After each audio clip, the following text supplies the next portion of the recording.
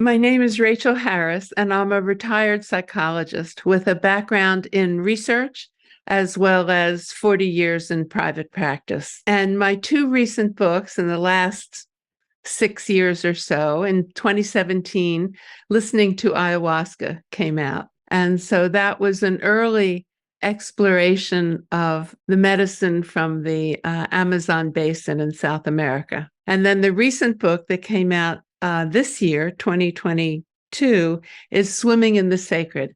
And that's based on interviews that I did of women elders who have been working underground for at least 20 years, and many of them 30, 40 years with entheogens, with all of the psychedelics. And they have experience with these medicines for years at all levels and all dosages.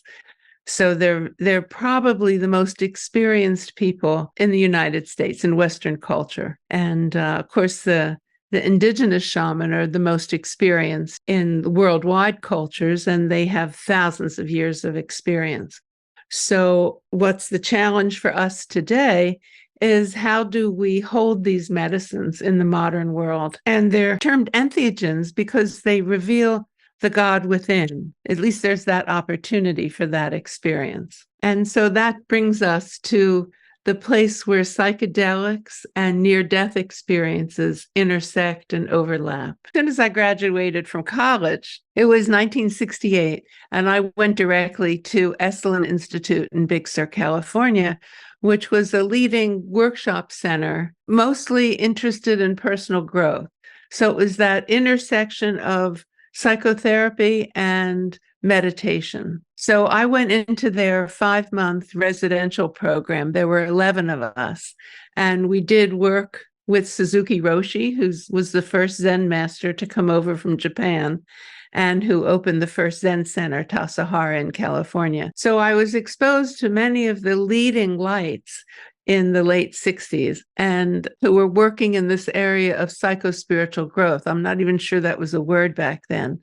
And so there were 1968 in California, there were many medicines, drugs, we called them then, psychedelics, available, very good quality. And so I mostly worked with psychedelics then in nature. It was always a spiritual. I never did rock concerts and that sort of thing on drugs or not. So this was mostly in nature. And so it was about spiritual and psychological evolution. So I had that experience behind me.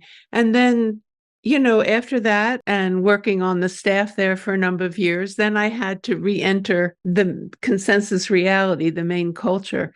And I went to graduate school and became a psychologist and a researcher and a therapist. It was a tough transition. I said that in one sentence, but it wasn't so easy to re-enter the world. And graduate school is, 5 years or so of work. And then I had a family. And so I was out of, I was busy with my daughter. And then as my daughter was finishing graduate school, I was living in New Jersey. It was January. And I wanted a beach vacation. I mean, this is, my spiritual intention. I wanted to, bask in the sun. And so a friend of mine had told me about this retreat center. This is 2005, so I didn't know anything about ayahuasca. She told me about a retreat center between the Amazon jungle and the Pacific Ocean. So I signed up for a retreat. I thought whatever they're doing, I can ignore them and just have my own time. And the day before I was leaving for Costa Rica, I got a phone call, and the woman who's doing the logistics said, "Do you want to participate in the ayahuasca ceremonies?" And I said, "What's that?" And she explained it.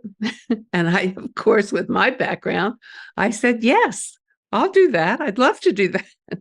So they had some shamans there from Ecuadorian shamans from the Shuar tribe. I think it was maybe just 2. I don't know why I'm thinking 3, but I think it was just 2 ceremonies that week.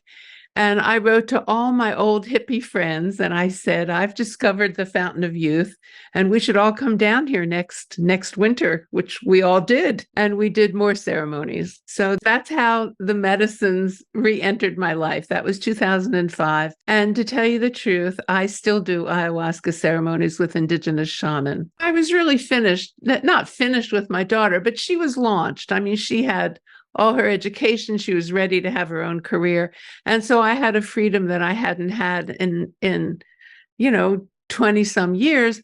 And I reverted immediately back to my early 20s and my pursuit of spiritual evolution, development, and psychological healing, both. So my father died in like 1999. So that was 6 years before I had my first ayahuasca ceremony. He knew he was dying. We all knew he was dying. I brought him home from the hospital and put him on hospice. So there's that shift in breathing that happens in the last couple of days. And I've done a lot of experiential work.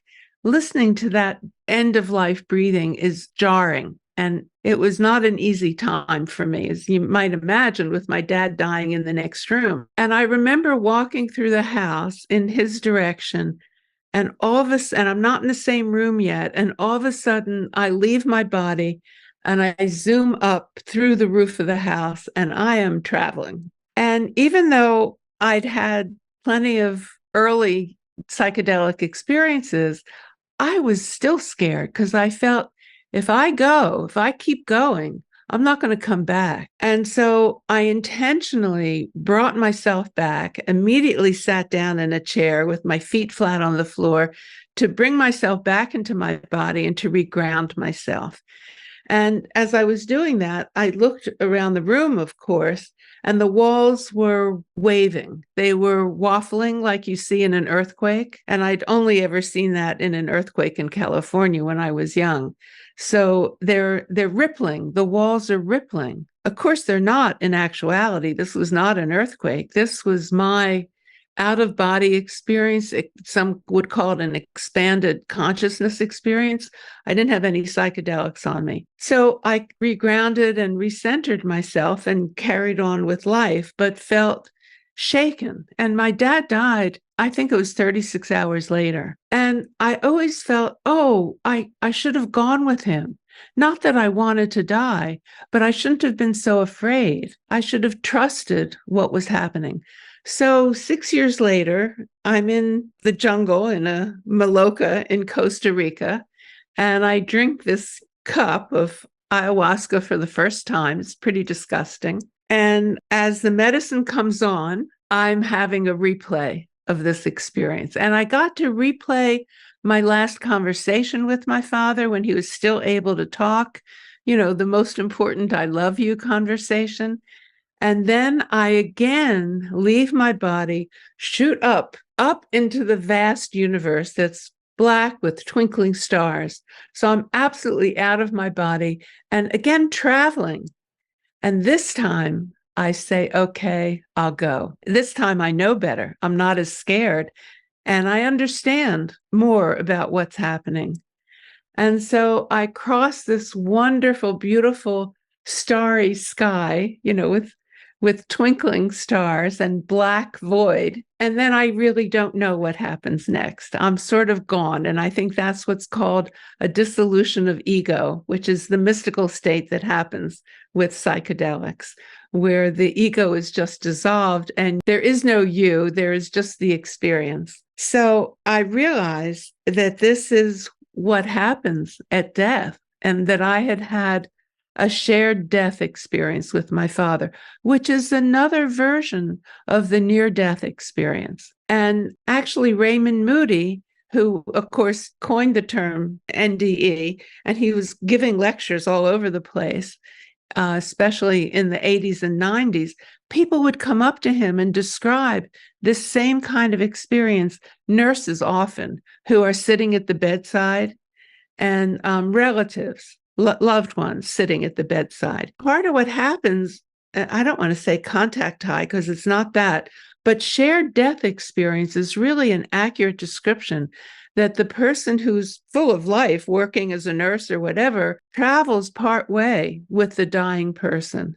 So it's sort of like it's a spontaneous death doula, if you will.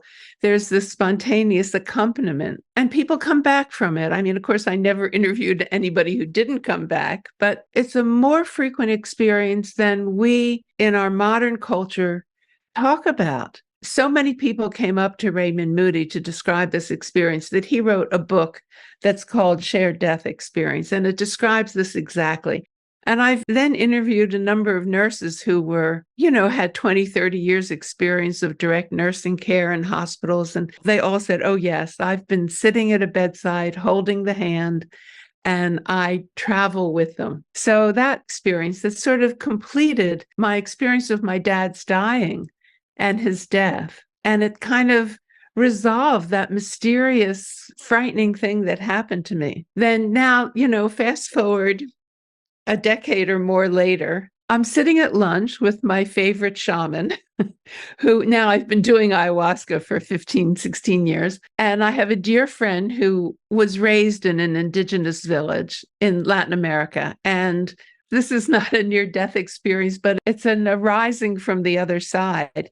His parents were missionaries in an indigenous village. And after 10 years of their living in the village, the women of the village would come up to the missionary wife and say, why don't you have any children? And she said, well, we're going to the hospital. And one indigenous woman said, my brother is a shaman.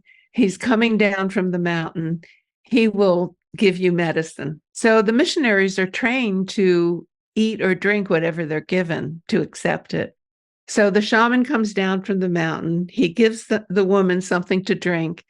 And 9 months later, she has a little boy. And so the shaman is his godfather. This little boy grows up in this indigenous village. And when he's 15, he's sent to boarding school, of course, a Christian boarding school, which never took. And, the most important person in his life is this shaman who called him into this world. And when I think he's maybe 40 years old or so, he goes back to the shaman and says, I'm ready to be trained. And the shaman says, what took you so long? I've been waiting for you. So here's an English-speaking American trained by his godfather shaman and having this indigenous village background, childhood, really. And so now we're sitting at lunch, of course, in California. And he talks about how he went to the bedside of one of his students who was not training to be a shaman, but just sitting in ceremony with him as she was dying.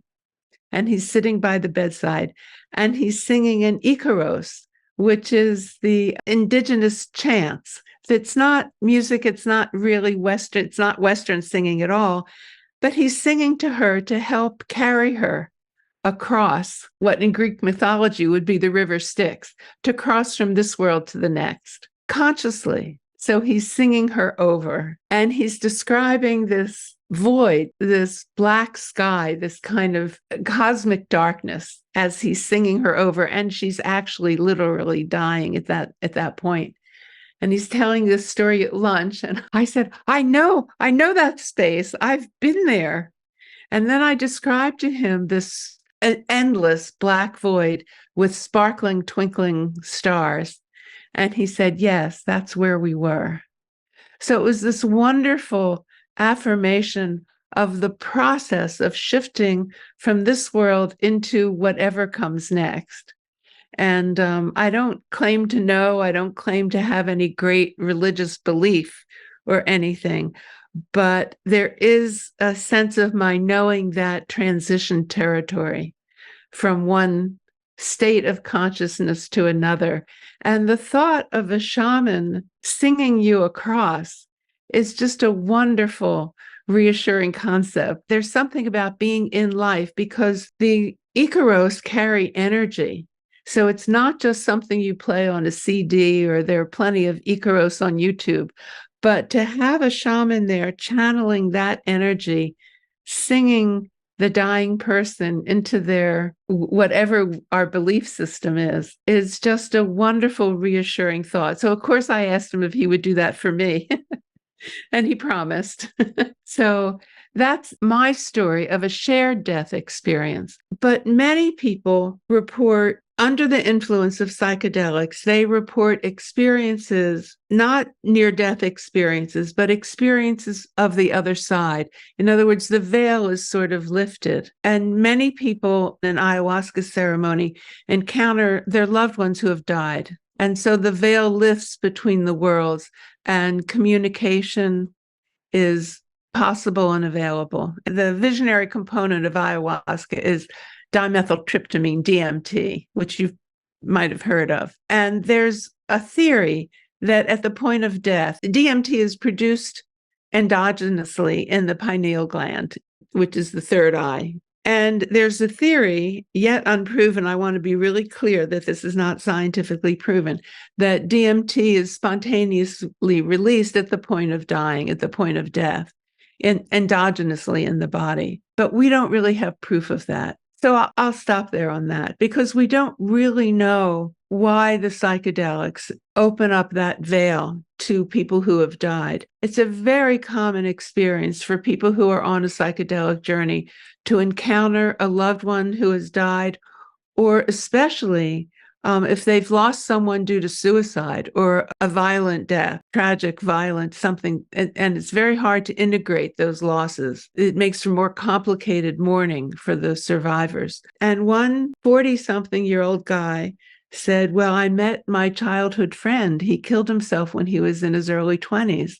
And in an ayahuasca journey, I was able to sit with him and have a conversation and see that he looked healthy and good, and he was whole, and he was resolved with his own suicide and happy with where he was.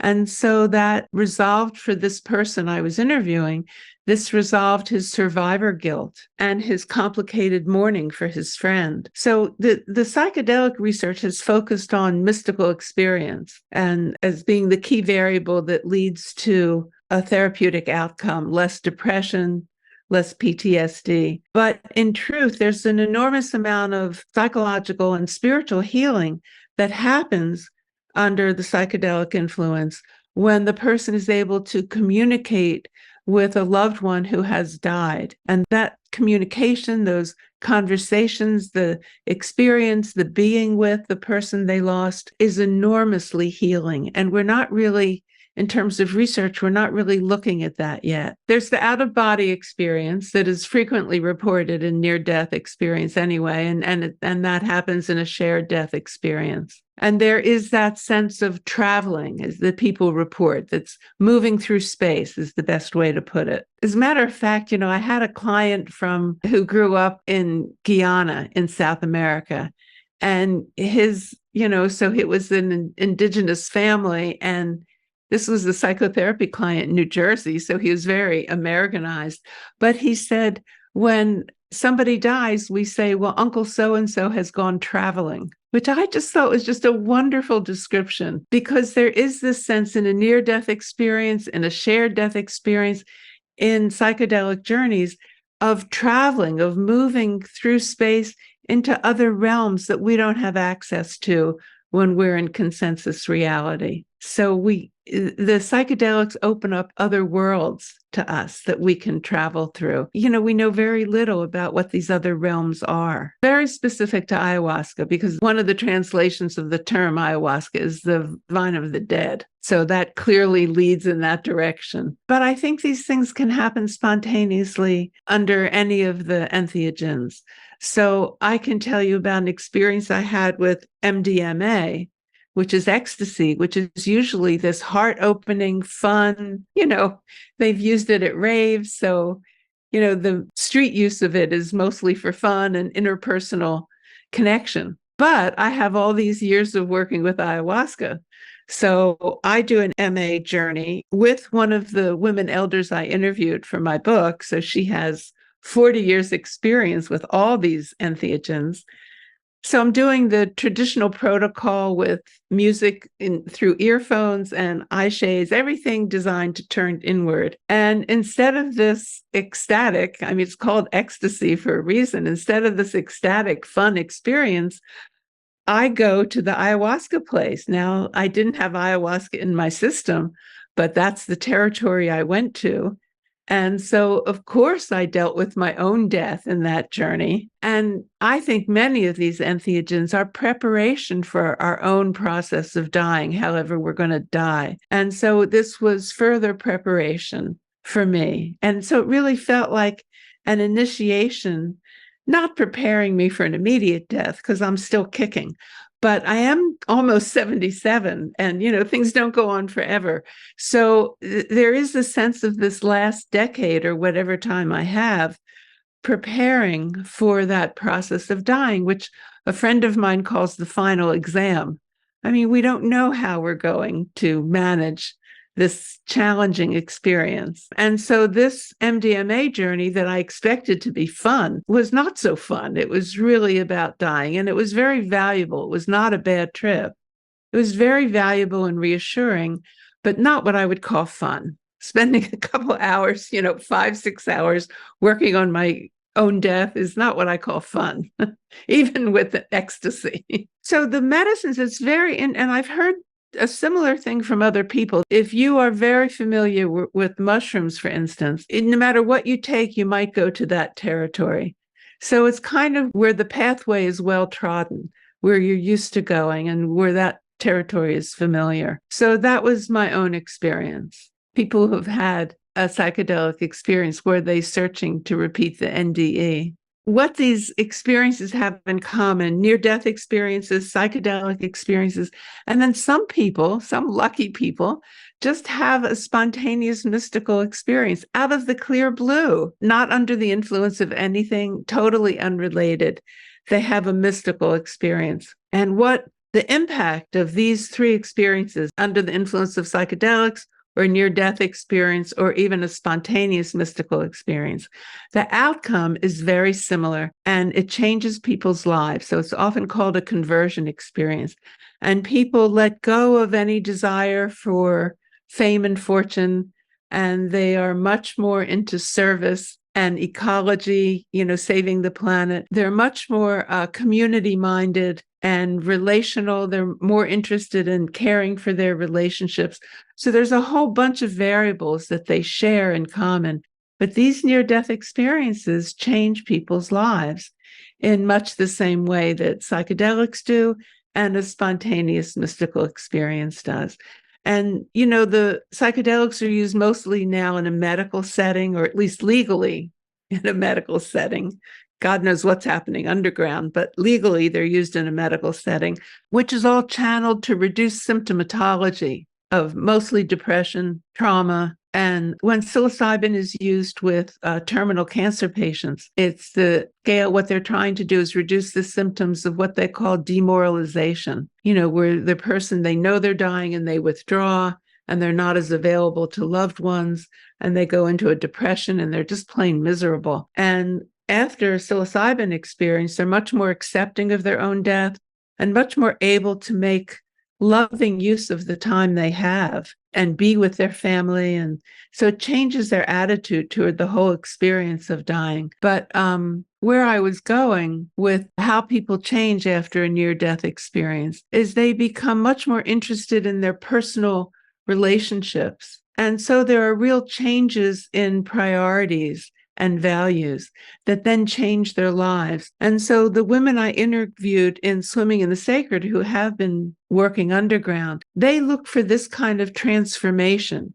in the person. They're not focused on symptom reduction the way the medical research is. They're interested in transformation in this bigger way. And there's plenty of research about near-death experience that describes that kind of transformation in a person's life. We're not very good about changing states of consciousness in any way. I mean, children do it all the time. You see them twirling and, trying to make themselves dizzy, and they're changing their state of consciousness. But then, as adults, we clamp down on a more and more restricted state of consciousness. And so it's less expansive. And so it doesn't include long conversations about our impending mortality. In Western culture, in Greece, way, way back, a couple of thousand years before Christ, I think this was Socrates' time, they were using entheogens, a Eleusinian mystery school, which was set up to induce an experience of death. So the person, the initiate, would come in and go underground in a temple, and the temple priests were women, and they knew the recipe for mixing wine with plants, and they were psychoactive plants. And so the person would confront his or her own death in this process. The ceremony took days and it was held secret, very, very secret. So there was no talking. When you went into this ceremony, you didn't know what you were going to experience. And that was on pain of death. I mean, there was a real threat of death if you told. And so this was a culture that had a place for entheogens and a way of using them spiritually and ritually. And it was all about death. So, it was not about symptom reduction, the way we're using them in medicine, which is where all the research is taking place in universities.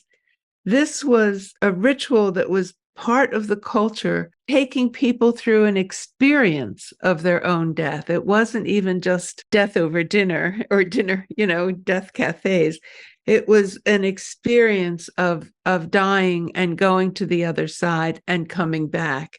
And so they induced a near-death experience, and that changed that culture and the relationship to death. And we don't know how to do that. We don't have a clue. So we use the medicines illegally. We use them in medical research. And, sometimes we import shaman from the Amazonian jungle, but we're trivializing the training that's necessary to lead this kind of initiation ceremony.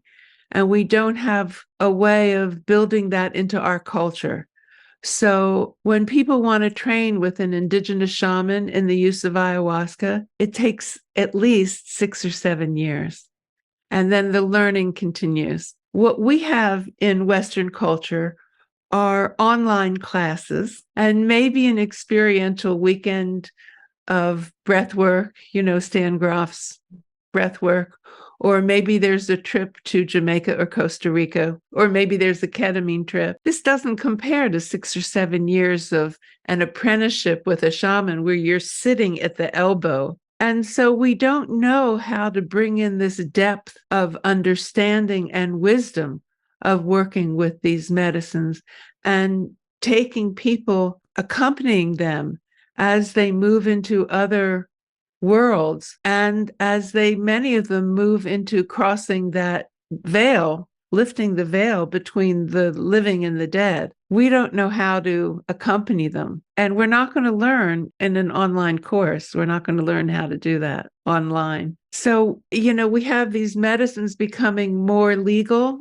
in the Western world, and we're an immature culture, and we don't really know how to work with them in this highly spiritual way. And it is all about death. People often feel they're going to die in a psychedelic experience. That's very, very, very rare. People don't die as a result of psychedelics, but you feel like you might want to, especially with ayahuasca. But it's not a near-death experience. It's not necessarily you might be miserable, but the really bad trips are not about death or approaching our own mortality. They're about getting stuck in our neurotic loops or stuck in our old trauma. So there's certainly some of the medicines MDMA is specific for trauma, but it's a therapeutic re-experiencing of trauma where you experience it from a different perspective, not totally stuck in being a victim and helpless. But a bad trip is when, under any of the entheogens, when you do feel stuck and you're reliving it and you're suffering through it all over again, there's no resolution. That's a bad trip because we don't really need to. We might therapeutically want to relive our trauma and gain more memory and integrate it more, but we don't want to be stuck in it for a couple of hours. And so that's what makes for a bad trip, when the brain sort of begins to loop and we just don't know how to get out of it. And we're, it's almost like our brain is driving us crazy.